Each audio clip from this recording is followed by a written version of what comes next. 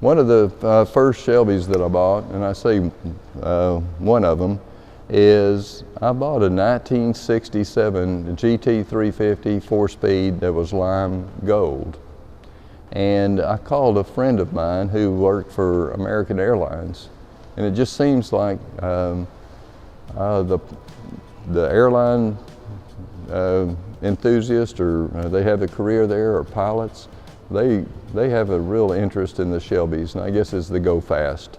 But he had several Shelbys during his period of collecting, and I called him to tell him that I'd bought my first 1967 GT350. And he said, well, why didn't you tell me you wanted to buy a Shelby? I would have sold you my red one. Well, he had this car, number 2023, 66 red, white Le Mans stripe.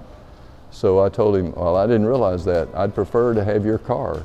So at that time, I had to call a friend, and he bought the 67 from me immediately, and I bought this car. And we've since restored it, but it had a neat story in Tulsa. One of our friends from the Classic Thunderbird Club worked at the men's store. That's the name of the store, selling men's clothes. And he said that a pretty little blonde girl with 2 little kids would come into the store to buy clothes for her husband, driving this 66 Shelby. So that's who my friend ended up buying the car from. But it's a steel hood car, 4-speed, of course, just a really nice car. Well,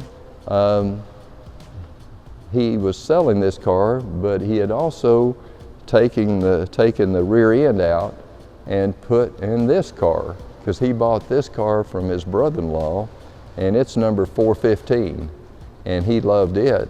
It's a 66, but it came with the Krager wheels, 15-inch wheels. It came with the aluminum T10, so he was high grading. And I guess the rear end was not correct. So he took the rear end out of this car, put it in this one. So anyway, I had another rear end in this car for a time. But then he called me and said, Gary, I'm ready to sell 415. Would you like to buy it? And yes, I would, because he had great cars. So then I had the opportunity to switch the rear ends. So okay, this one's got its right rear end, and then I had another correct rear end, a 9-inch for this car. So it's got the aluminum T10, and love the Kragers. We've got the blue dots on it, and it's just a fabulous car. It had never been restored either, neither had. This does have the fiberglass, a steel reinforced hood, but just an excellent pair of Shelbys. This one too had the optional wood steering wheel that's very similar to the 1967 GT350. So I have a real passion for these little Shelbys, as I call them. This one here, the little black one, is rather unique.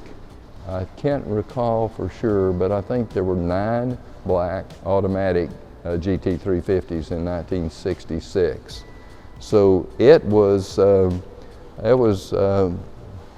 by a fellow that was in the Air Force, and it had landing lights on the front bumper, and it had airspeed indicator in the grille when I acquired it. So yes, it did need to be restored. It had never been restored before, and rather unique, being black, no striped car. So a little bit of uniqueness here. And then we've got this ivy green gold stripe Hertz car, and I think they made 59 of those.